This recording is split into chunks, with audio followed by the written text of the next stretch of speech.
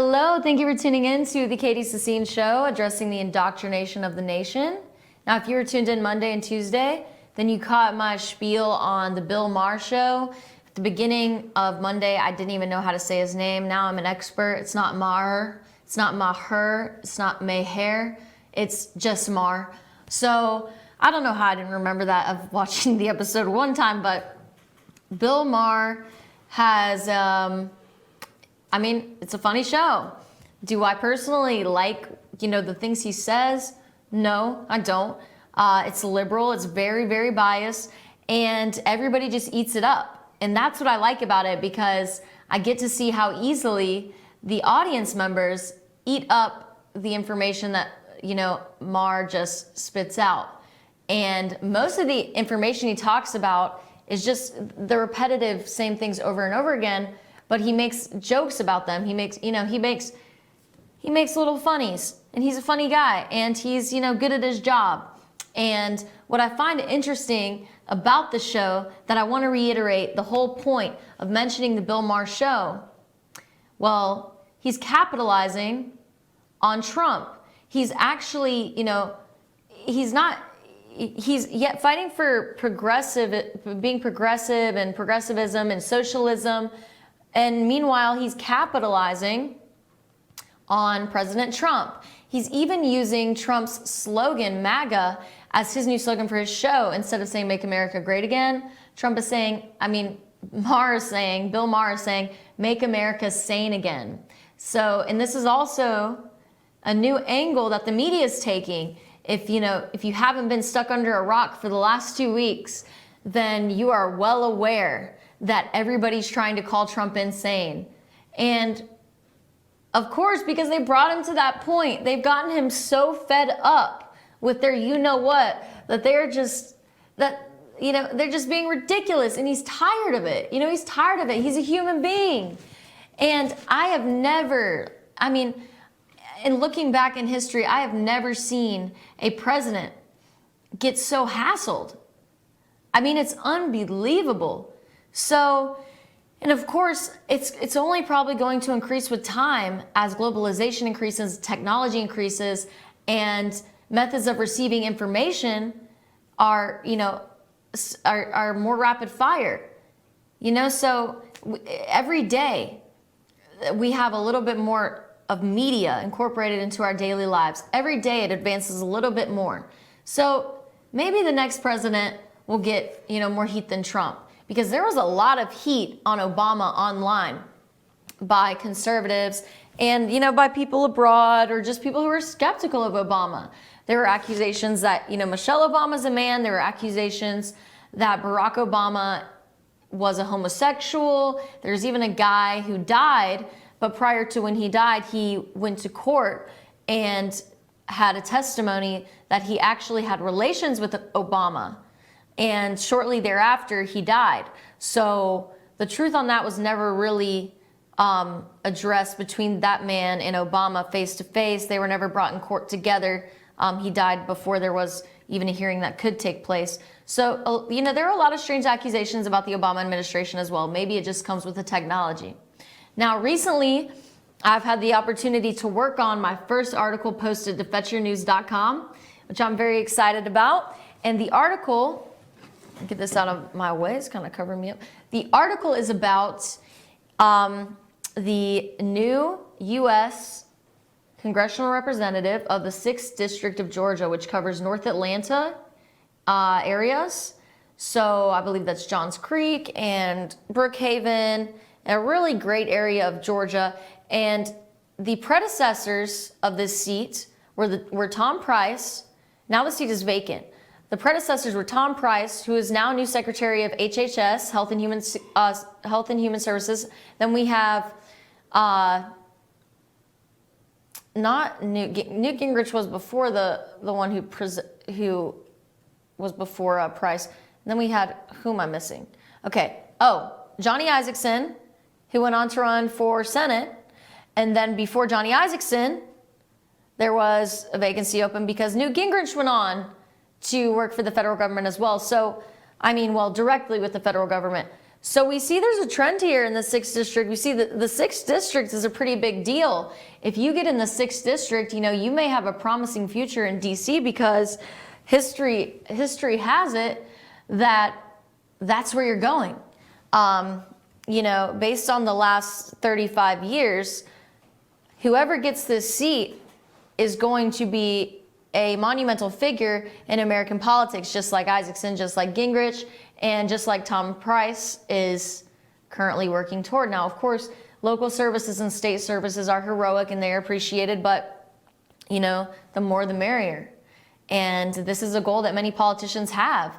You know, they move up from the state, from the local to the state, and then to the federal level. And I just, you know, first of all, congratulations to Tom Price for being the new secretary of the HHS. And whoever wins this race is probably in for a very, very bright future. So I just want to scroll over my article a little bit. You can check it out on FYNTV by looking up 6th District with my name, Katie Sassine. So I've got, here we have a picture of the 6th District. It includes, you know, it's a very affluent area, Alpharetta, Roswell, Sandy Springs. One of the most affluent, maybe the most affluent metro Atlanta area, one of the most for sure. So it basically just started out the whole thing with, if you thought that 17 Republican candidates made for an interesting race in 2016, then you are likely looking forward to the latest updates on the special election for the 6th District.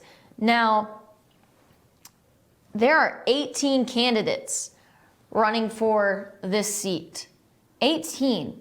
That's a lot. One more than the Republicans in the presidential election. Now, this includes the Republicans, Democrats, and Independents. There's going to be, and I've got all the candidates, as Lonnie's scrolling down, you can see I've got a description of each and every candidate. I did not leave one candidate out, aside from, I believe, Abrams, and I could not locate information on him.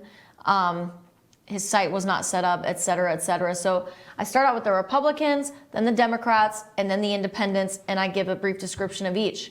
And, you know, just to be fair, you know, people should be able to receive information quickly about everyone, not just about Republicans, not just about liberals, not just about independents. They should be able to receive equal amounts of information about everyone when it concerns these type of elections, because America's a republic and we are government for the people, by the people. And if we don't acknowledge all the people, then we're not being American. It's American is about equal opportunity. And that's what makes us so great. That's why so many people want to come here. And that's why, you know, Trump's taking security measures that he is, because people are trying to come here that are posing dangerous threats, that are involved in a religious war. So you see, it all ties together. Everything always comes around full circle. So now we're moving on to the Trump press conference. And the Trump press conference was another story that, you know, was making headlines everywhere. And I've got a funny meme that I want to show. I got from my friend's Facebook page. And it says, it shows, you know, Trump clearly roasting the mainstream news networks. We have CBS, CNN, and ABC on display. He didn't mention Fox. Of course, Fox prides itself on reporting only factual information and being as accurate as possible all the time and not getting carried away with fabrication. So Trump credits Fox by not mentioning them for that, because, you know, Fox really prides themselves on not fabricating the stories and thus making them inaccurate. So he started out the press conference by honoring the media's presence, by paying respect to them, and he addressed the level of dishonesty in the media by the tone they use when they speak with the president and other people who do not agree with their policies, by the biased reports and the outright false reports, the outright misinformation that's given to our public. And Trump emphasizes that our public deserves real information. Our public deserves a media that they can trust.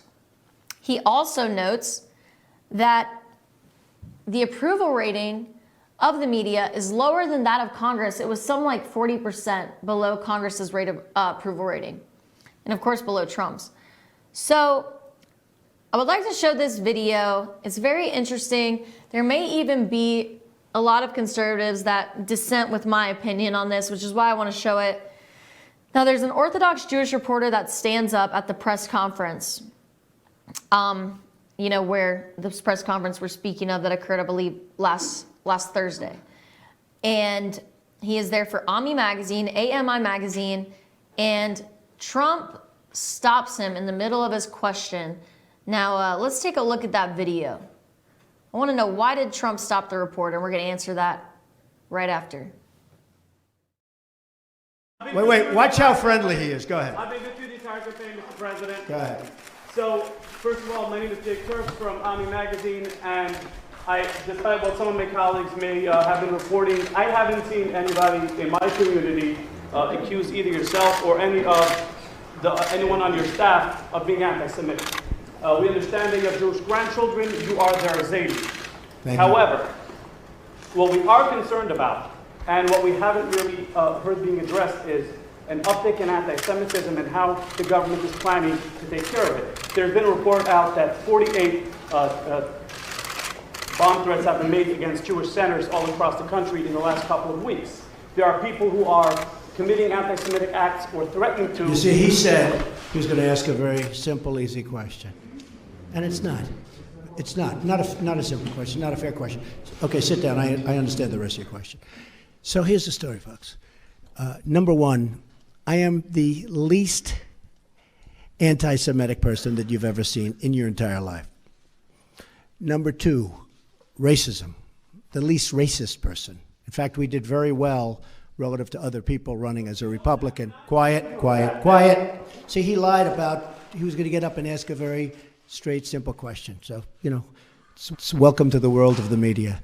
But let me just tell you something, that I hate the charge. I find it repulsive. I hate even the question, because people that know me, and you heard the Prime Minister, you heard Netanyahu yesterday. Did you hear him? Bibi. He said, I've known Donald Trump for a long time. And then he said, forget it. So you should take that instead of having to get up and ask a very insulting question like that. So go ahead. Go ahead. So, what do you think? Was Trump rude for cutting off the reporter? Or was he making a point? Well, I have to say, I think Trump was making a point, because he is tired of the media asking him questions that are not directly relevant to the issues at hand. And it's not that he doesn't care about the issue. Trump cares about what that man was saying.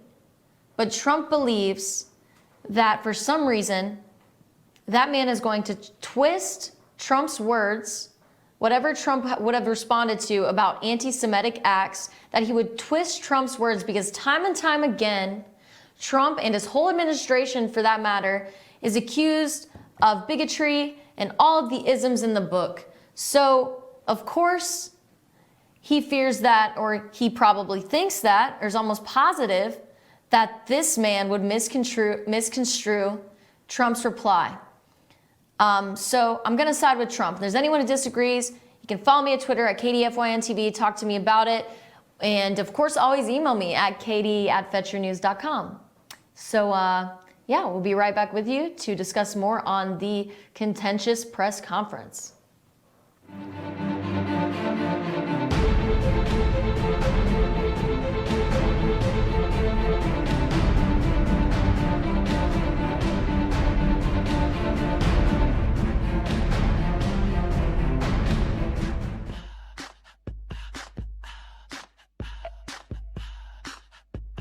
What you gonna do with all that junk?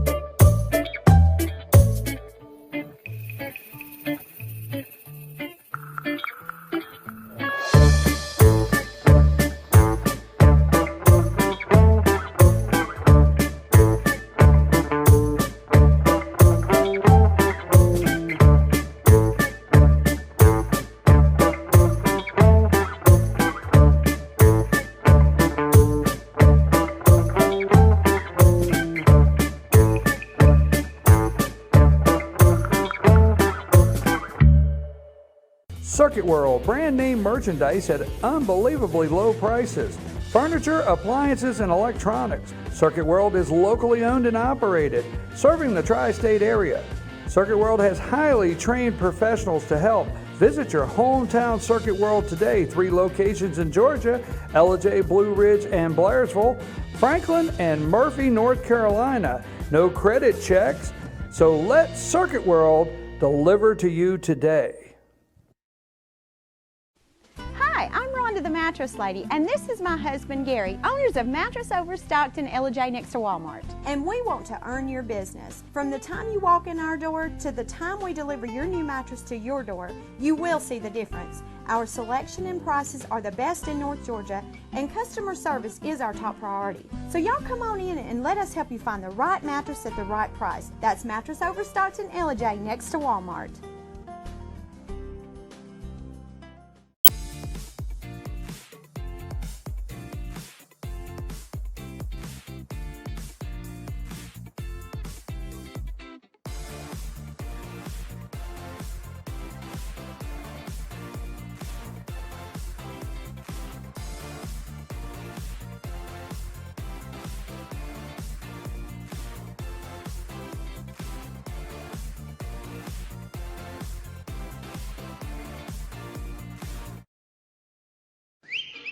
El Rey and Ellijay.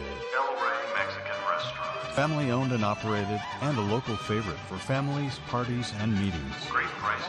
Friendly service and delicious Mexican cuisine. Patio dining available. Come sing in Carlos's Cantina every Friday 9 to 1. Eat in or take away. Same location for 14 years. Open 7 days at the corner of Maddox Drive and 515. North Georgia's favorite Mexican cuisine.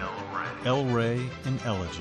It's a new year, new you at Schottenkirk Ford Jasper. Ring in the new year with huge deals on a brand new Ford. Right now, get exceptional offers like 0% financing plus a $1,500 factory rebate on a new 2017 Ford F-150 XLT. Or get 0% financing plus a $1,000 factory rebate on a new 2017 Ford Explorer. Make your resolution a reality during the New Year, New You sales event at Schottenkirk Ford Jasper, home of the Schottenkirk Customer Guarantee. Visit us online at SchottenkirkFordJasper.com.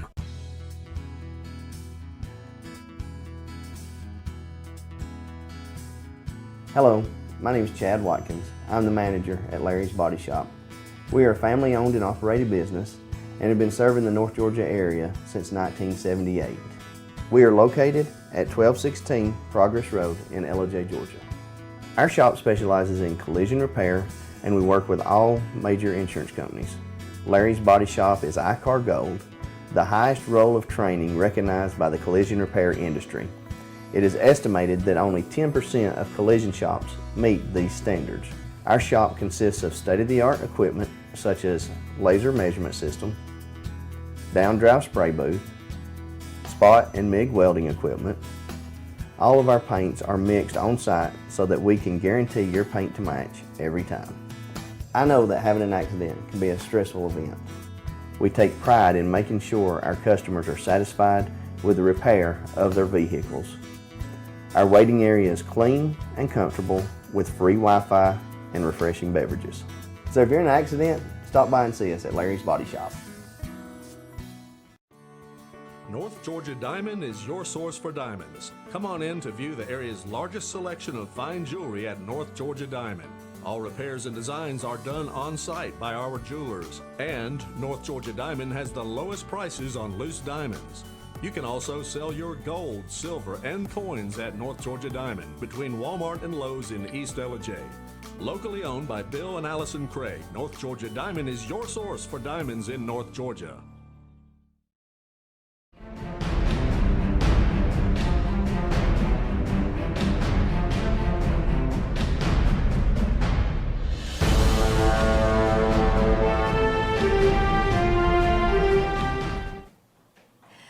Thank you for staying tuned in to the Katie Sassine Show, addressing the indoctrination of the nation. Remember, you can follow me on Twitter at KatieFYNTV. Don't forget to check out our articles for local news at fetchyournews.com. So let's get back to talking about the press conference, aka the roast of the mainstream media, excluding Fox that prides itself on reporting only facts. Now, the current state of affairs, he discussed the current state of affairs. Trump said he has been left with a mess. And he had talked about the repeal and replace of Obamacare. He talked about how the Middle East is a disaster and how the press is receiving information illegally, i.e. WikiLeaks, Snowden, NSA's Stellar Wind. And he also addressed the accusations of having direct ties with Russia.